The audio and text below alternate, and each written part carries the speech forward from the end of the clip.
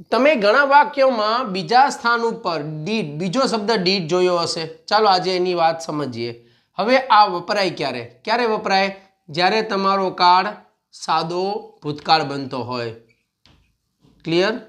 એટલે 11 કાળમાંથી કોઈને તમારે લેવાના નથી. માત્ર ને માત્ર બીજા નંબરનો જે કાળ છે સાદો ભૂતકાળ, એના ઉપર તમારી પસંદગી ઉતારો. સાદો ભૂતકાળ એટલે શું?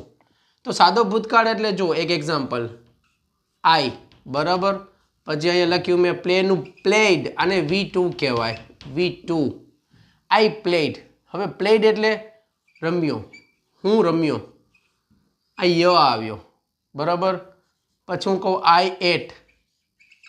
એટ એટલે આ V2 છે. V2 એટલે ક્રિયાપદનું ભૂતકાળનું રૂપ, તો મેં ખાધું. રેડી? આ ધ આવ્યો, વાક્ય પૂરું.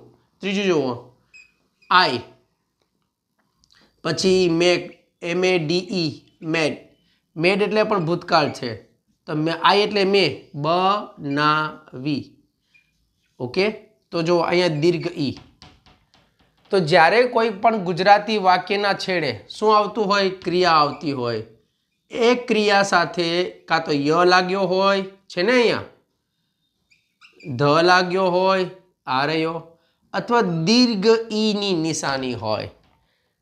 તો આંખ ખુલ્લી રાખી કે બંધ રાખી કહી દેવાનું. શું કહી દેવાનું? કે ભાઈ આ કાળ સાદો ભૂતકાળ છે.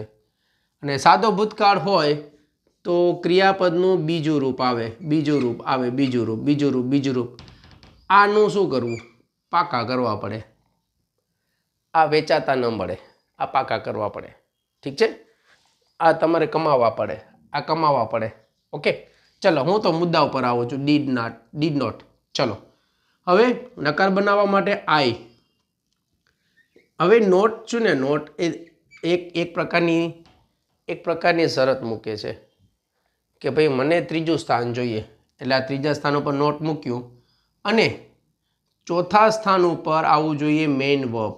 Main verb. તો ચાલો આમાં આ જોઈન છે ને મેઇન વર્બ છે. 1 2 3 4. તો અહીંયા આ જે પ્લેડમાંથી તમે પ્લે લઈ લો. ચોથા સ્થાન ઉપર મેઇન વર્બ ચાલી ગયું, નોટ ત્રીજા સ્થાન ઉપર આવી ગયું. હવે આનું ઈડીનું શું કરવાનું? શું કરવાનું? ઈડીનું ભૂતકાળ છે એનું શું કરવાનું? તો એના માટે જ ખાલી ડીડ મૂકવું પડે. આઈ ડીડ આવી ગયો બીજા સ્થાન ઉપર ભૂતકાળ. આઈ ડીડ નોટ પ્લે, બરાબર. હવે આ અનિયમિત ક્રિયાપદ છે. અનિયમિત ક્રિયાપદ છે એટલે આમાં ઈડી નહીં હોય, પણ સ્પેલિંગ ઉપરથી કહી શકાય કે V2 છે, તો એમાં આમ જ આવે. આઈ ડીડ નોટ, એટનું બની જાય ઈટ. ઓરિજિનલ